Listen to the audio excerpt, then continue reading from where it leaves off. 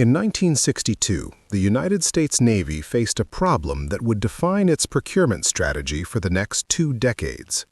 The problem was not technological inferiority. It was not budget shortfalls. It was not even enemy capability in any conventional sense.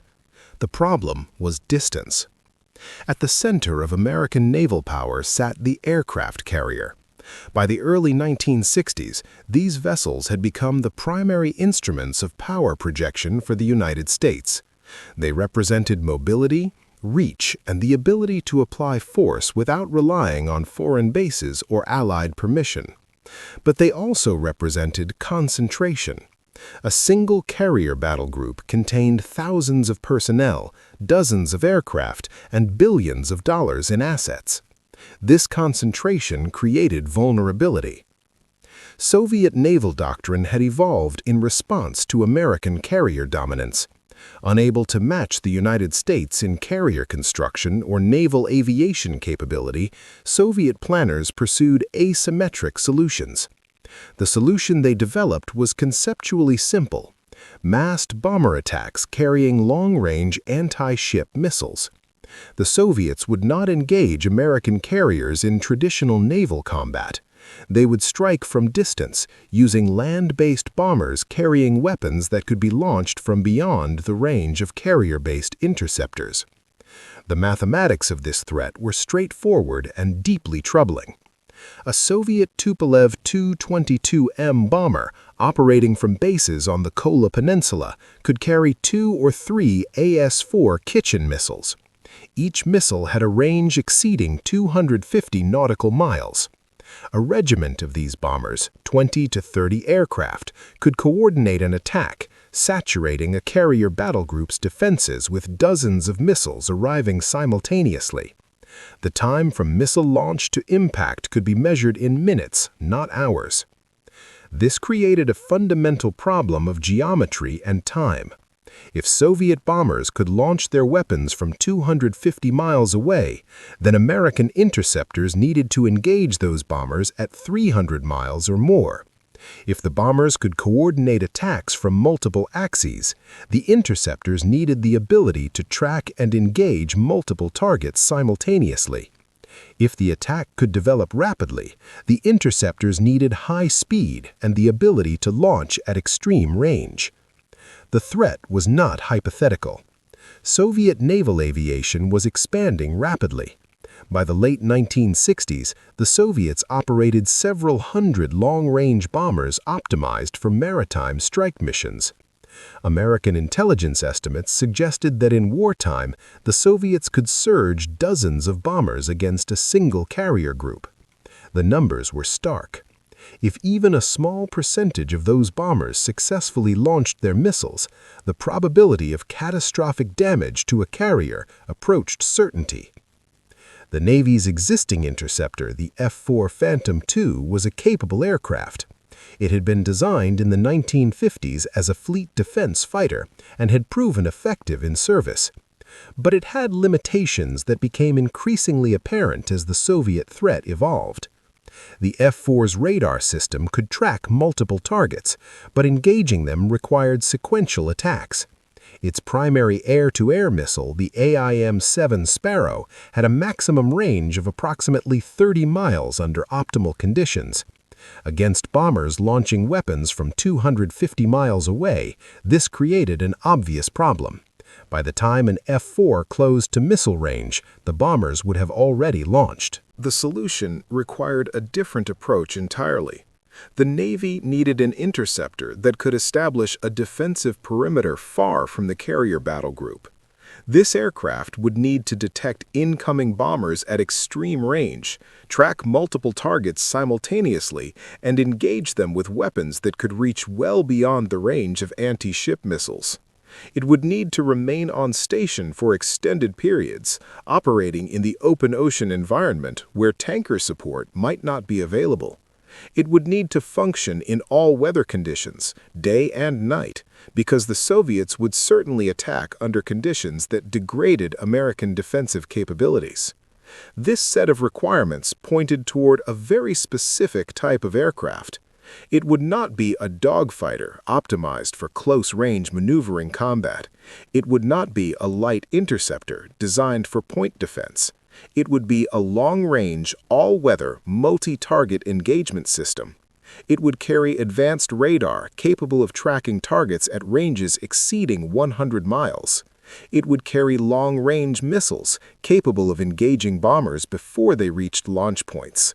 It would require 2 crew members, one to fly the aircraft and manage systems, another dedicated entirely to radar operation and weapons coordination. The Navy issued its requirement in the mid-1960s under the designation FVX, the Fighter Experimental Program. The specification was demanding. The aircraft needed to patrol at distance from the fleet for several hours. It needed to accelerate rapidly to intercept incoming threats. It needed to engage multiple targets simultaneously at ranges exceeding 100 miles. It would operate from aircraft carriers, which imposed weight restrictions and required specific approach speeds and landing gear strength. Grumman Aerospace Corporation won the contract in 1969. Their design, which would become the F-14 Tomcat, embodied the Navy's requirements in metal and electronics. But it also embodied something else, a very specific set of assumptions about what modern naval warfare would require. The first assumption was that long-range interception represented the primary defense for carrier battle groups. This assumption reflected contemporary analysis of Soviet capabilities and doctrine. It also reflected confidence that radar technology and missile performance had advanced to the point where beyond visual range combat was not only possible, but preferable. The second assumption was that specialization represented the optimal approach to capability development. The F-14 would be optimized for fleet defense. Other aircraft would handle strike missions, close air support, and other roles. This specialization would allow the F-14 to excel at its primary mission without compromise. The third assumption was that the Soviet threat would remain relatively stable. Bomber-based maritime strike would continue to represent the primary threat to carrier groups. Soviet doctrine would continue to emphasize massed attacks. The geometry of engagement would evolve incrementally rather than revolutionarily. These assumptions shaped every aspect of the F-14's design. They justified the aircraft's size and weight. They explained its 2-crew configuration. They drove the selection of its radar system and weapons. They determined its cost structure and maintenance requirements. And they created a direct dependency. The F-14's value was tied inseparably to the validity of these assumptions. The framing was clear from the beginning. Naval documentation from the VFX program repeatedly emphasized a single concept. The F-14 was not being designed to win air battles in the traditional sense. It was being designed to prevent the fleet from ever entering a battle it might lose. The objective was deterrence through capability. If Soviet planners knew that their bombers would be intercepted far from their targets, they might reconsider the entire strategy. The specifications for the aircraft reflected this mission with precision. The AWG-9 weapons control system, a radar and computer package capable of tracking 24 targets simultaneously and engaging 6 of them with Phoenix missiles. The Phoenix missile itself was extraordinary. A range exceeding 100 miles, speed approaching Mach 5, and an active radar seeker that allowed the missile to guide itself in the terminal phase of flight.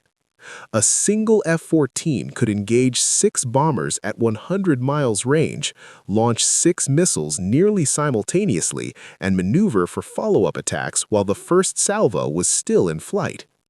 The variable sweep wing design addressed a different aspect of the mission. The F-14 needed to loiter efficiently at distance from the fleet, which required wings extended for maximum lift and minimum fuel consumption. It also needed to dash at high speed to intercept time-urgent threats, which required wings swept back to reduce drag. Fixed-wing designs could optimize for one regime or the other, but not both. The variable geometry allowed the F-14 to reconfigure itself for different phases of the mission. The two-crew configuration was non-negotiable. Managing the AWG-9 system during a complex engagement, tracking multiple targets, prioritizing threats, coordinating missile launches, managing fuel and weapons exceeded the capacity of a single pilot. The radar intercept officer, seated behind the pilot, operated the radar and weapon systems. This division of labor allowed the pilot to focus on aircraft control and tactical positioning, while the RIO managed the engagement. These design choices were not arbitrary.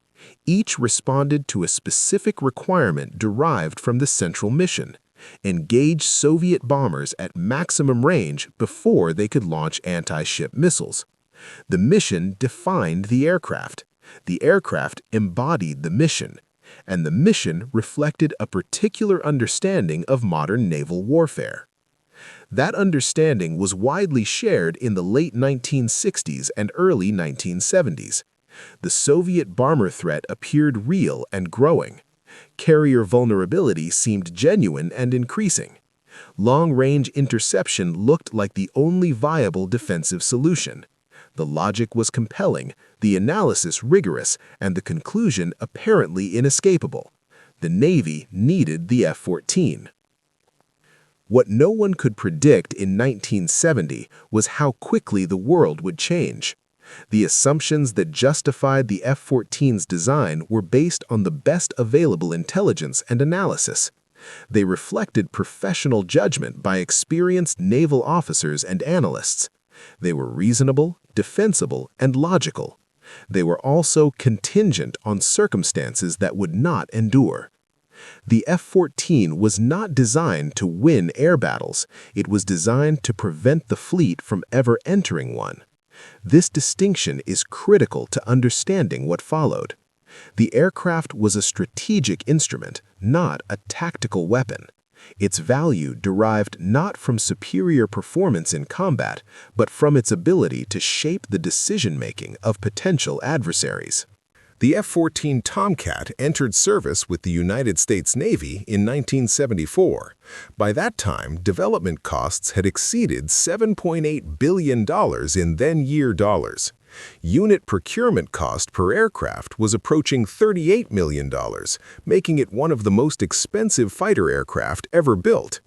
These numbers attracted criticism from Congress and concern from the Pentagon, but the Navy's position remained consistent. The expense was justified by the mission requirements.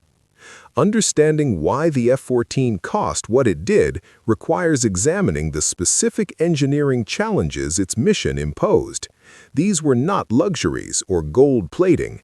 They were technical necessities driven by the operational environment and performance requirements. The variable sweep wing system serves as the clearest example. In principle, the concept is straightforward.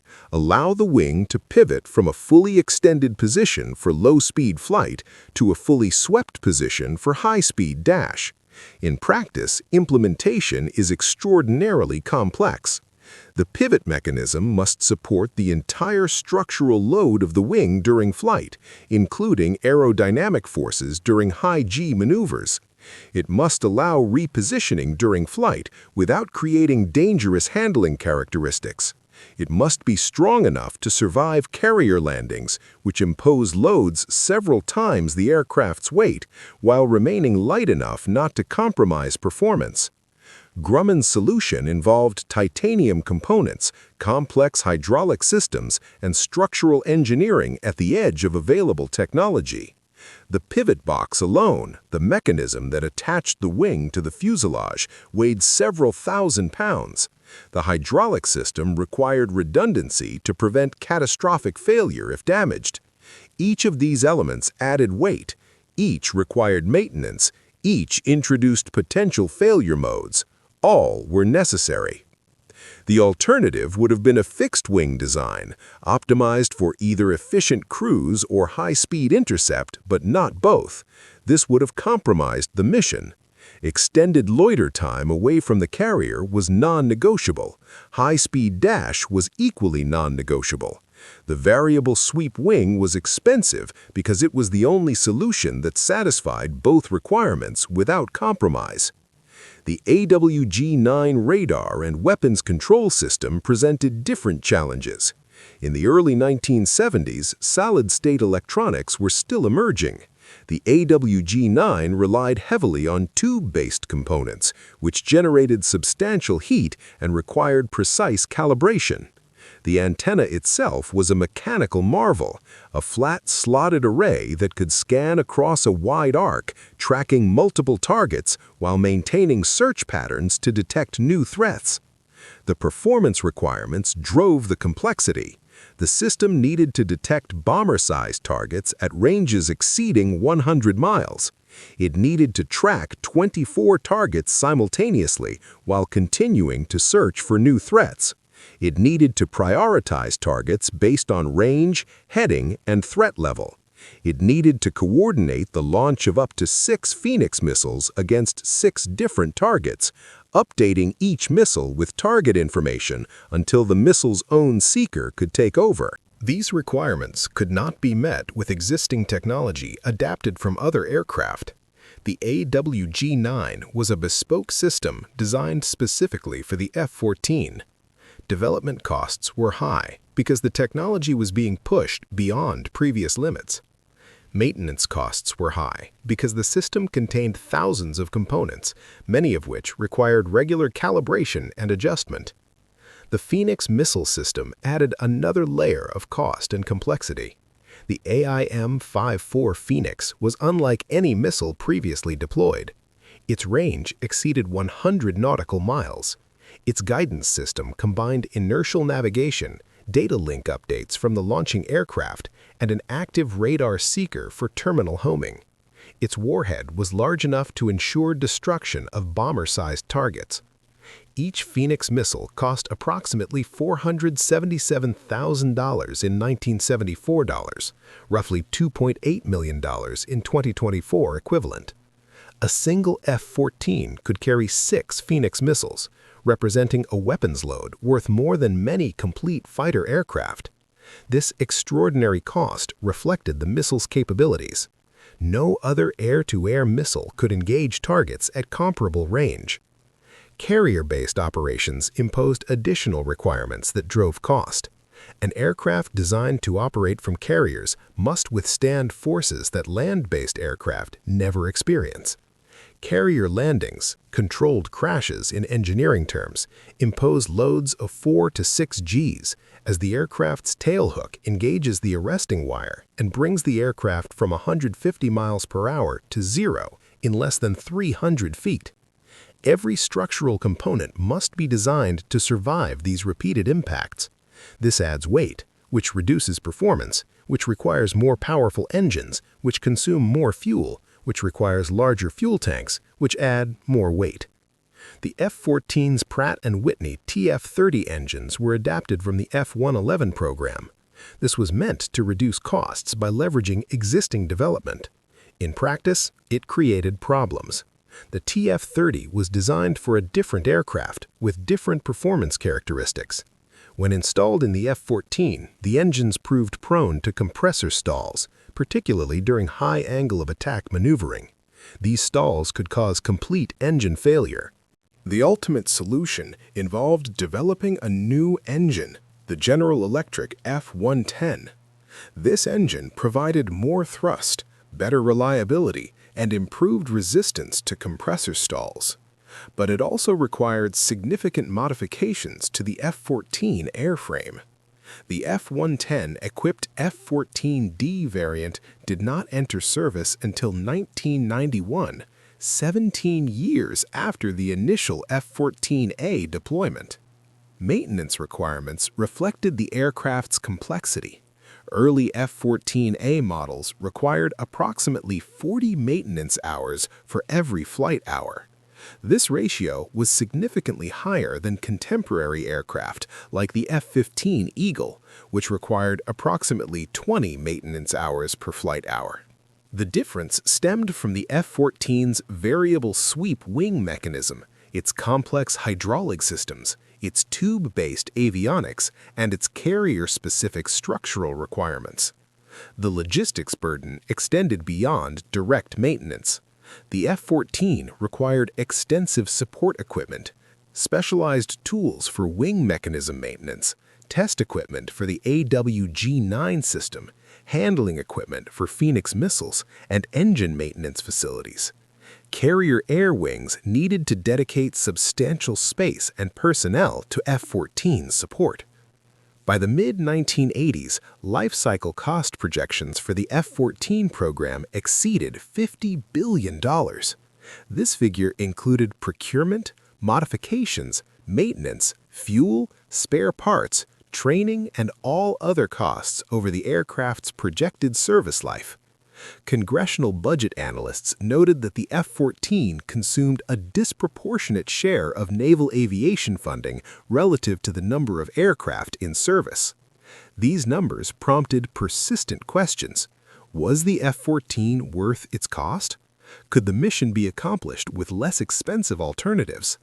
The Navy's response emphasized mission criticality.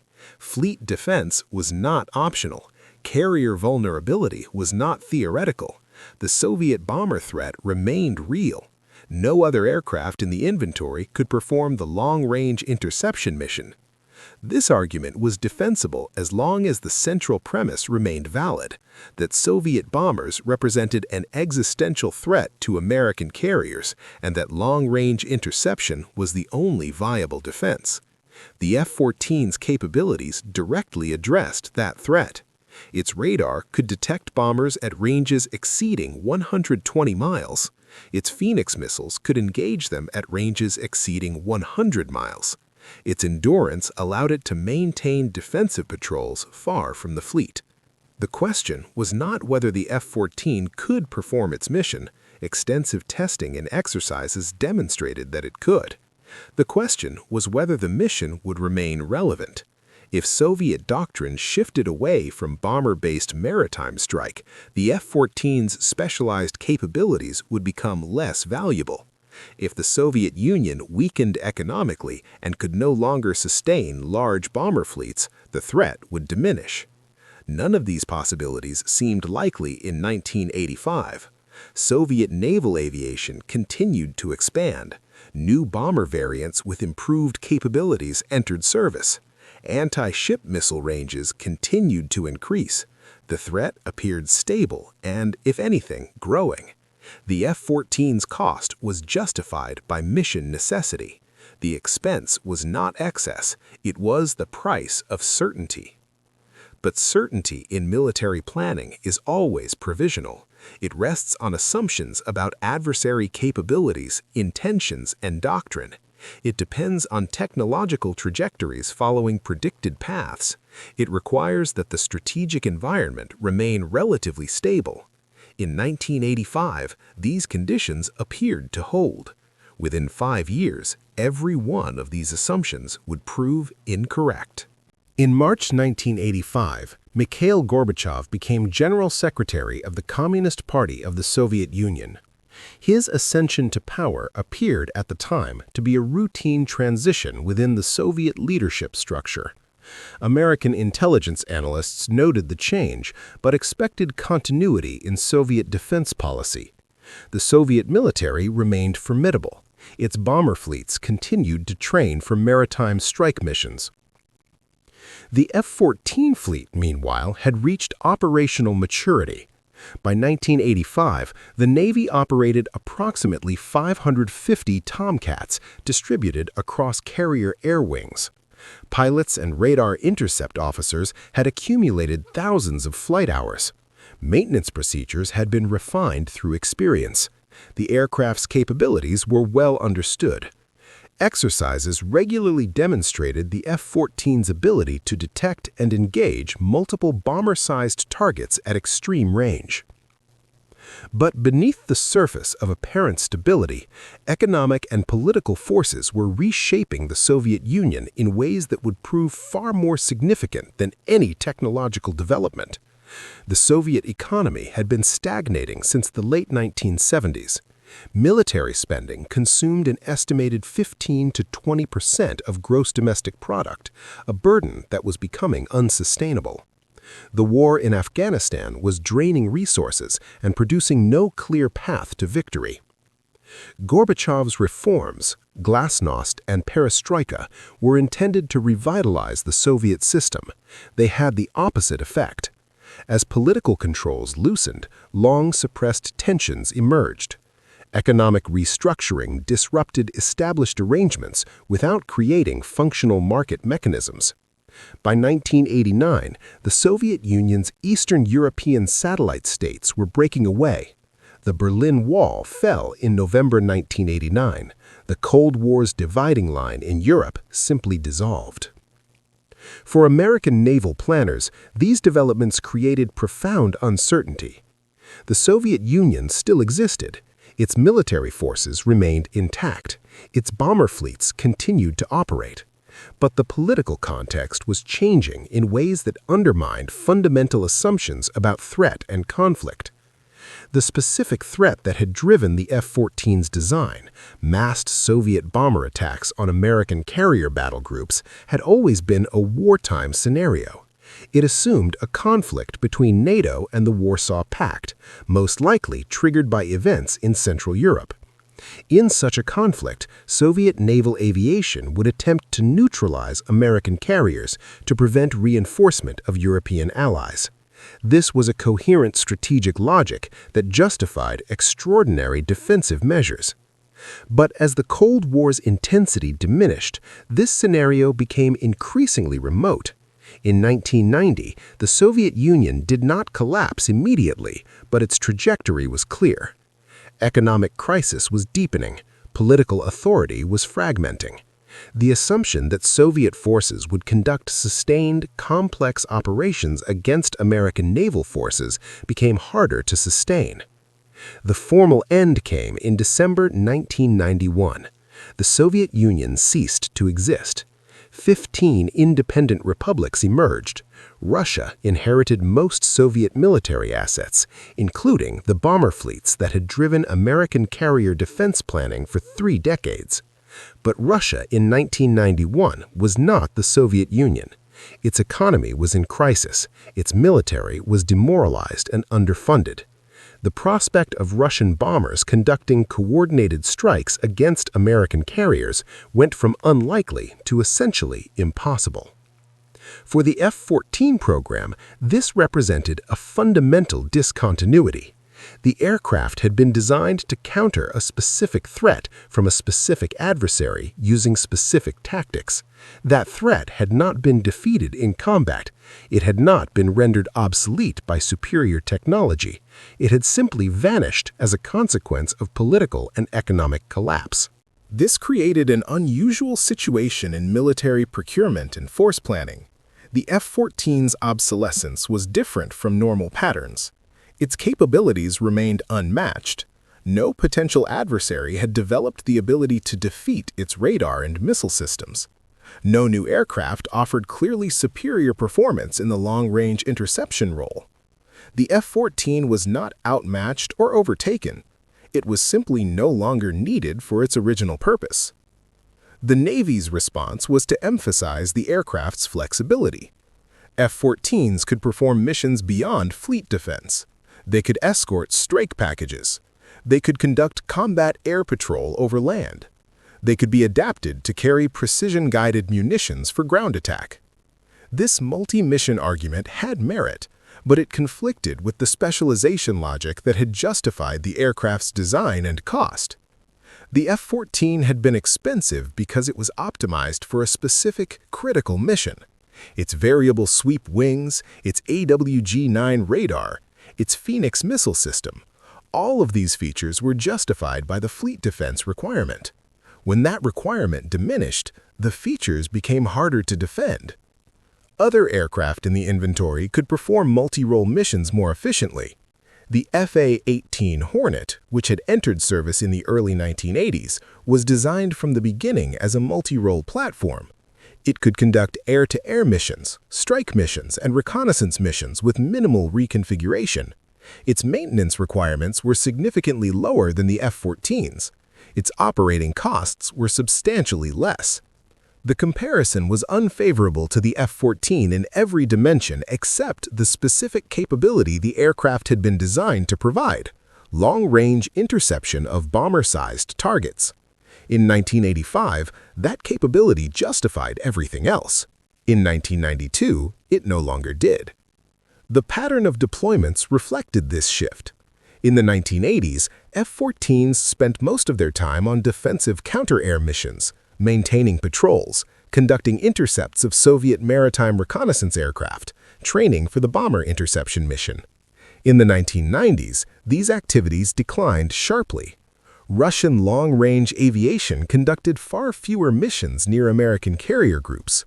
F-14 crews spent more time on other tasks, escorting strike aircraft, conducting reconnaissance, eventually delivering precision-guided munitions against ground targets.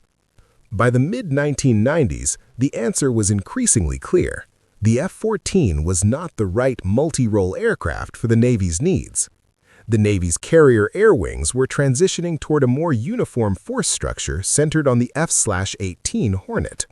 The Super Hornet variant, which entered development in the 1990s, would offer capabilities approaching the F-14's air-to-air performance while maintaining the F-18's multi-role flexibility and lower operating costs. The F-14 reached operational maturity just as its purpose evaporated. This timing was profoundly consequential. Weapon systems typically reach maturity after a decade or more of development and early service. They then serve for several decades, their costs amortized over long service lives. The F-14's development cycle meant that it reached full capability around 1985. 6 years later, the Soviet Union ceased to exist. From a purely accounting perspective, the question became, how long should the Navy continue operating an aircraft designed for a mission that no longer existed? Force structure decisions do not operate on purely accounting logic. Force structure decisions reflect strategic priorities, budget constraints, and institutional preferences. By the late 1990s, all three factors argued for reducing the F-14 fleet. Strategically, long-range bomber interception had declined from being a top priority to being a niche capability. Budget constraints required careful allocation. Every dollar spent maintaining F-14s was a dollar not available for newer systems. Institutionally, the Navy was moving toward greater standardization. Operating two distinct fighter types created inefficiencies that became harder to justify. The final F-14 deployments occurred in the mid-2000s. The aircraft participated in Operation Iraqi Freedom, conducting strike missions and reconnaissance, far from its original fleet defense role. These missions demonstrated the F-14's adaptability, but also underscored how completely the strategic environment had changed. The last F-14 was retired from active service with the United States Navy in September 2006. The retirement was not marked by major ceremony or extensive media coverage. It was treated as an operational transition. The F-14 did not fail. It did not prove inadequate. It did not lose in competition with superior technology. It simply outlived the war it was built to fight. The decision to retire the F-14 was not made in a single moment by a single authority. It emerged gradually through a series of budget decisions, force structure reviews, and programmatic assessments conducted over more than a decade. This process reveals how institutions respond when a major weapon system transitions from strategic necessity to legacy burden. In 1991, the United States Navy operated approximately 545 F-14 Tomcats. These aircraft were distributed across multiple carrier air wings. The F-14 community, pilots, radar intercept officers, maintenance personnel, logistics specialists, numbered in the thousands. Training pipelines produced new aircrew annually. Maintenance facilities at naval air stations processed aircraft through regular overhaul cycles. This entire ecosystem had been built on the assumption of sustained need. F-14 production had ended in 1991, but the aircraft were expected to remain in service for decades. Upgrade programs were planned to modernize avionics, improve weapons integration, and extend airframe life. The Navy's 30-year aviation plan included the F-14 as a core component of carrier air wings through at least 2015. The Soviet collapse forced reconsideration of these plans, but institutional momentum is powerful. Programs involving thousands of personnel, billions of dollars in assets, and complex technical systems cannot be terminated quickly, even when strategic justification weakens. The process is necessarily gradual and contested. The first phase involved reducing procurement and limiting upgrades. Congress had appropriated funds for additional F-14D models. After 1991, these orders were cut.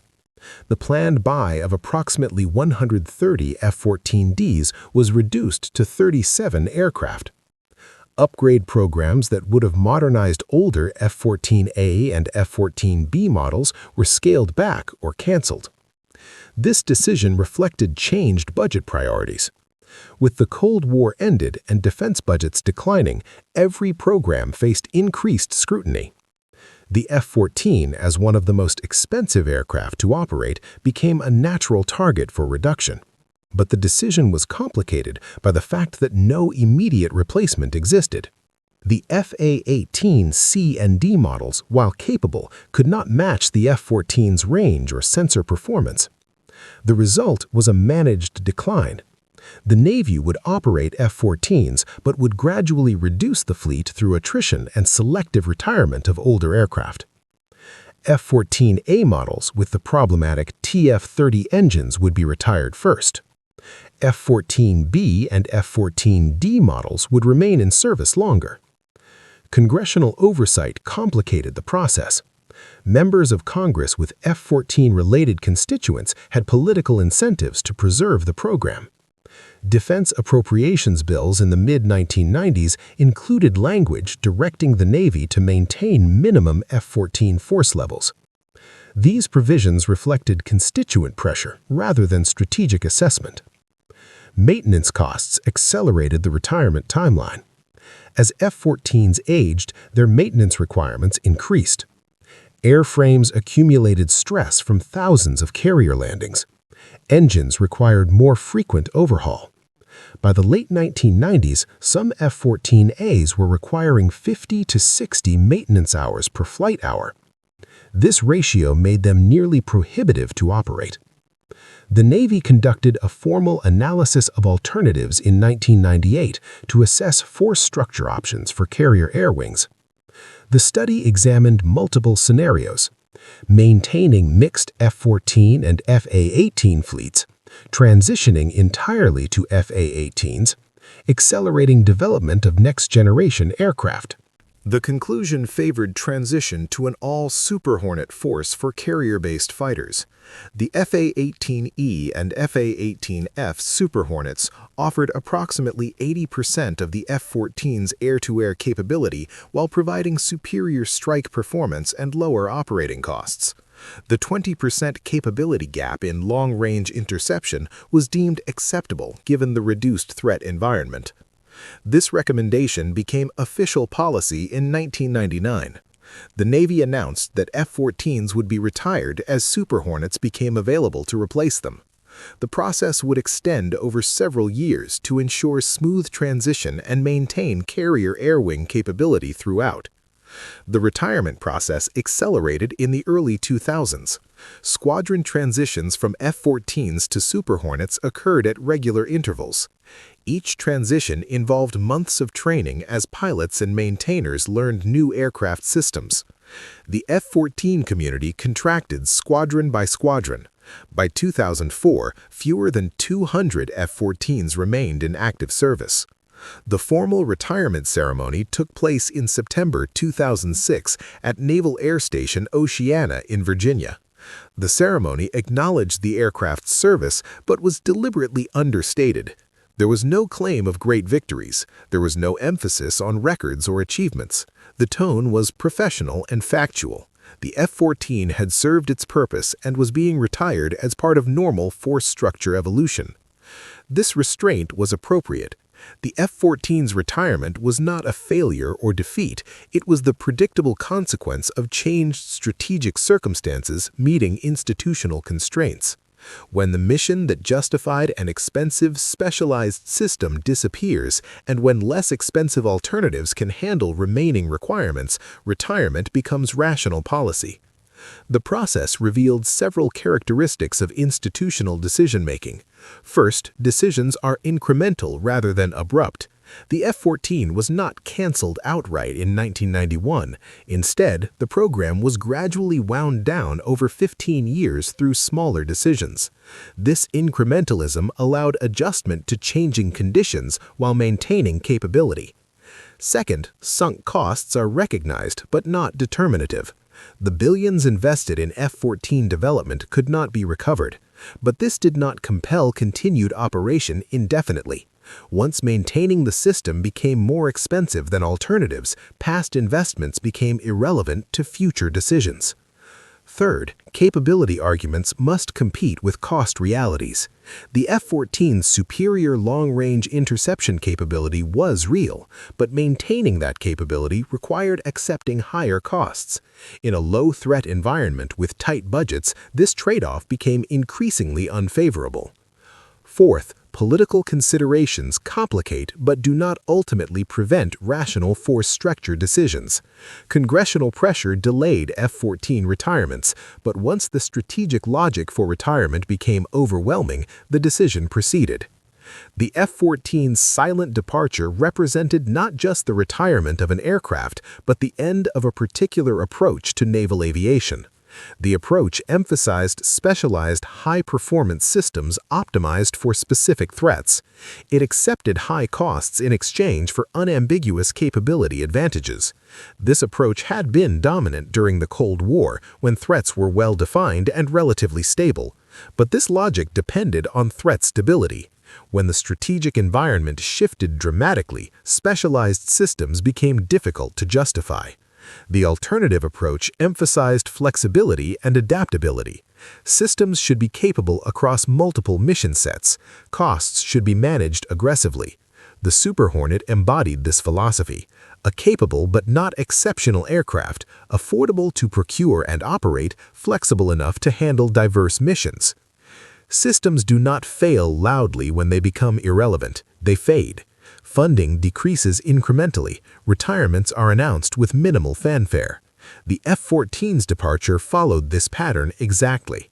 There was no crisis, no scandal, no dramatic failure, just a gradual wind-down as institutional priorities shifted. The F-14 Tomcat was designed to solve a problem that history refused to deliver. This statement captures something essential about defense planning, strategic assumptions, and the relationship between military capability and geopolitical reality. The problem, as understood in the late 1960s, was explicit and well-defined. Soviet naval aviation would employ massed bomber attacks carrying long-range anti-ship missiles against American carrier battle groups. These attacks would come from multiple directions, potentially involving dozens of aircraft. The bombers would launch their missiles from ranges exceeding 200 nautical miles. The time from initial detection to missile impact could be measured in minutes. This problem was not hypothetical in the sense of being implausible. Soviet doctrine explicitly emphasized maritime strike operations. Soviet bomber fleets were real, numerous, and equipped with appropriate weapons. Soviet training exercises practiced coordinated attacks. American intelligence observed these activities. The threat assessment was based on observable capabilities and stated doctrine. The solution, the F-14 and its associated systems, addressed the problem with precision. Long-range radar would detect incoming bombers at sufficient distance. Phoenix missiles would engage multiple bombers simultaneously at ranges exceeding 100 miles.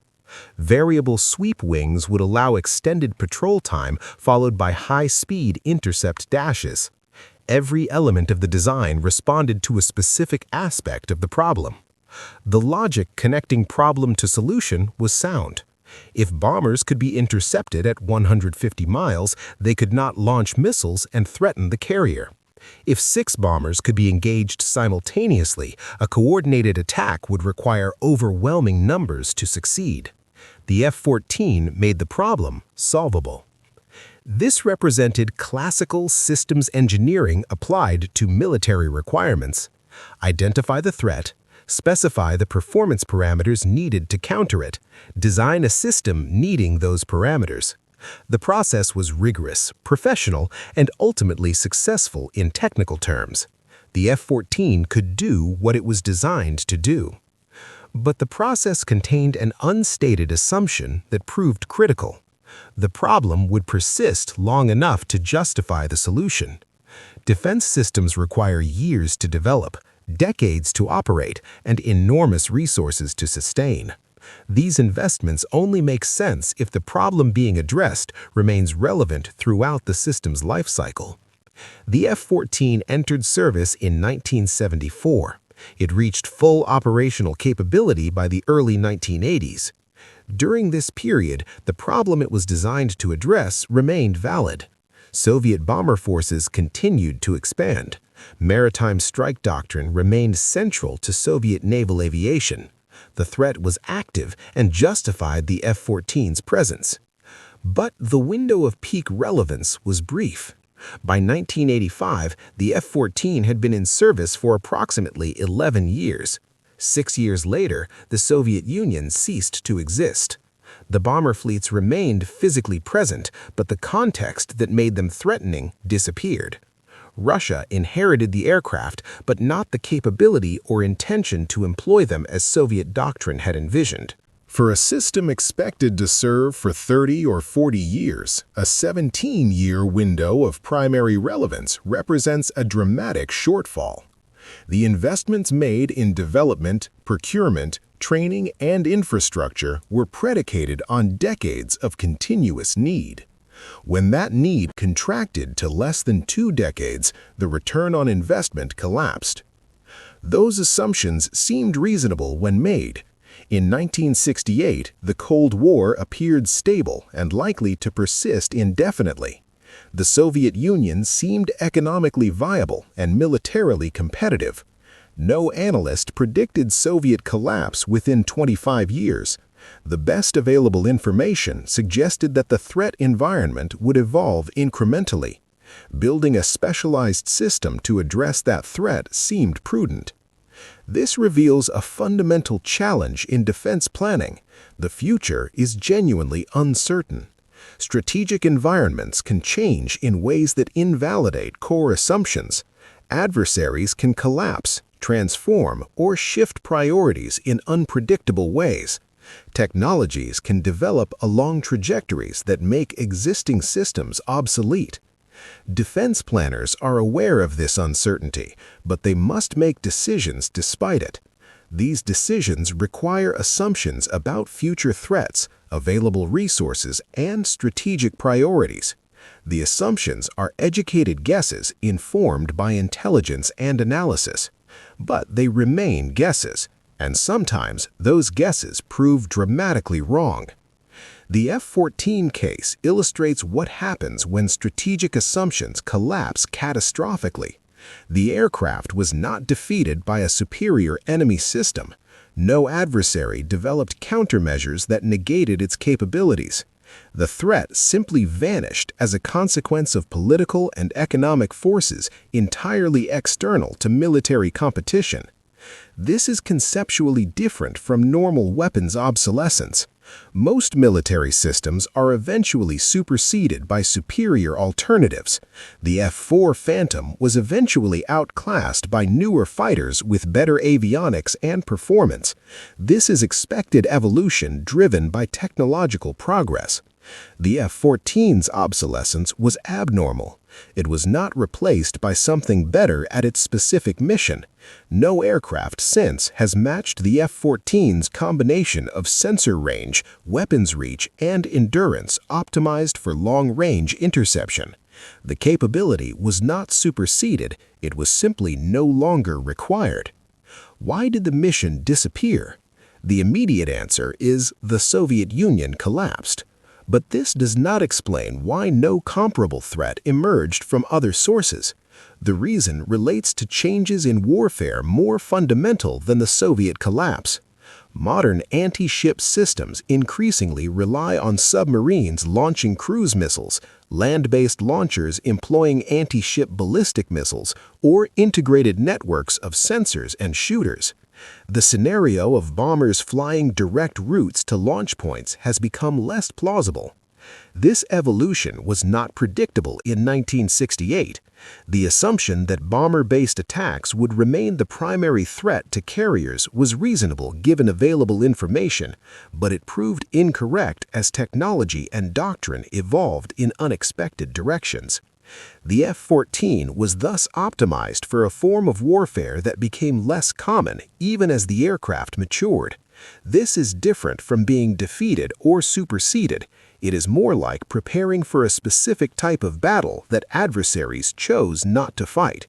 This pattern, preparing for wars that do not occur, is more common in military history than might be expected. France built the Maginot Line, expecting trench warfare. Germany attacked through Belgium. The United States developed massive bomber fleets, expecting strategic bombing to dominate. Counterinsurgency became the dominant challenge. The F-14 fits this pattern. It represented extensive preparation for a specific form of conflict. That conflict never occurred. Not because American forces were inadequate, but because historical circumstances evolved differently than anticipated. This raises difficult questions about defense planning. If strategic environments can change unpredictably, how should military structure forces? If specialized systems can become irrelevant when assumptions prove wrong, should specialization be avoided? These questions have no universal answers. During the Cold War, when threats appeared stable, specialization made sense. The Soviet bomber threat was real enough and persistent enough to justify a specialized response. The decision to develop the F-14 was defensible given the information available. But the F-14 case does suggest some principles. Perfect systems rely on stable assumptions. The more specialized a system is, the more dependent it becomes on specific threat scenarios. When those scenarios fail to materialize, specialized systems lose value rapidly. When assumptions collapse, specialization becomes a liability. The features that made the F-14 excellent at fleet defense became expensive complications when other missions became primary. A more flexible system might have adapted better to changed circumstances. Cost matters more when justification weakens. The F-14's high operating costs were acceptable when fleet defense was a top priority. They became increasingly difficult to justify as the mission's importance declined. The F-14 was designed to prevent a specific type of war. It was highly capable of performing that function.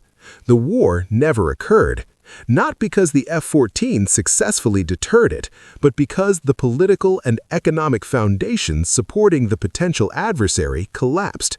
This is not failure. It is not success in the traditional sense either. It is something more ambiguous, capability maintained for a contingency that history bypassed.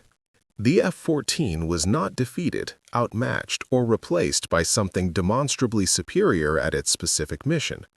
It was retired because that mission became less relevant, and maintaining specialized capability became less defensible. This represents adaptation to changed circumstances, a necessary capability for any military organization. The aircraft remains historically important, not because of combat achievements, but because its trajectory illustrates fundamental challenges in defense planning. It demonstrates how even capable systems can become obsolete when the strategic environment changes.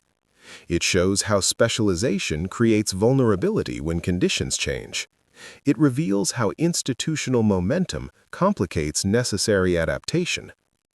The F-14 Tomcat served the United States Navy for 32 years. It provided capabilities that shaped adversary planning during the Cold War's final decades. It demonstrated American technological prowess. It performed competently in the combat missions it was assigned, even though those missions differed dramatically from its intended purpose. But the F-14's most enduring contribution may be the questions its history raises. What do we owe to systems designed for wars that do not occur? How should we balance specialization against flexibility when the future is uncertain? When should we retire capable systems because circumstances have changed? These questions have no simple answers, but they remain essential for thoughtful defense planning. The F-14 Tomcat was not defeated, outmatched, or replaced by something better. It simply outlived the war it was built to fight. That war, the massive Soviet bomber attacks on American carriers, ended not with explosions, but with economic collapse and political transformation.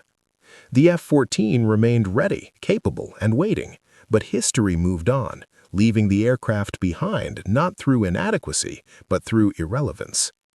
This is an uncomfortable conclusion for a system that consumed enormous resources and represented extraordinary technical achievement. But it is accurate, and in that accuracy lies the lesson. Capability has value only in relation to strategic environment. When the environment changes fundamentally, even perfect solutions to yesterday's problems can become tomorrow's legacy burdens.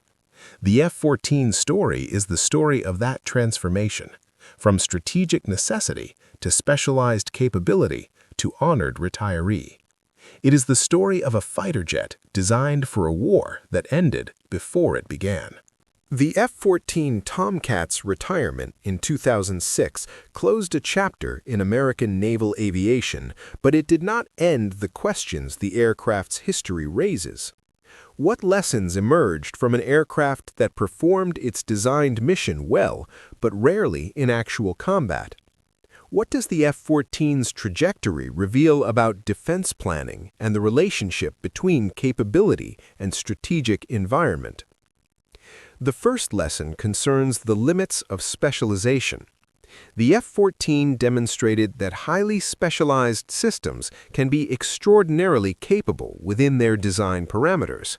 No aircraft before or since has matched the F-14's combination of radar range, weapons reach, and endurance optimized specifically for long-range bomber interception.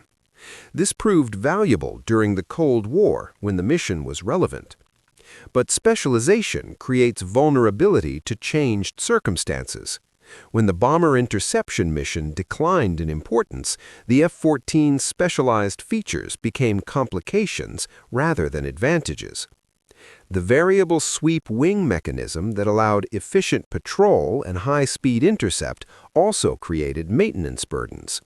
The AWG-9 radar, optimized for tracking bomber-sized targets, was less useful against smaller threats. The Navy's move toward multi-role aircraft reflected this lesson. The Super Hornet was deliberately designed to be competent across multiple missions rather than exceptional at one. Its flexibility provided greater value in an uncertain strategic environment. This shift suggests that in periods of strategic uncertainty, flexibility and adaptability are more valuable than maximum performance in a single area. The second lesson concerns the relationship between capability and cost. The F-14 was expensive to develop, procure, and operate. These costs were justified during the Cold War by mission criticality. Fleet defense was non-negotiable. The F-14 provided unique capabilities that addressed existential threats. But cost tolerance is not absolute. It depends on threat assessment, available resources, and competing priorities. When the Soviet bomber threat receded, the F-14's costs became harder to justify. The capability remained valuable in abstract terms, but the probability of needing that specific capability declined sharply. This reveals a broader principle. Capabilities must be continuously rejustified against evolving strategic environments. Past investments create institutional momentum that favors continued operation, but rational force planning requires periodic reassessment. When threats change or costs escalate, even proven systems must be reconsidered. The third lesson addresses planning under uncertainty.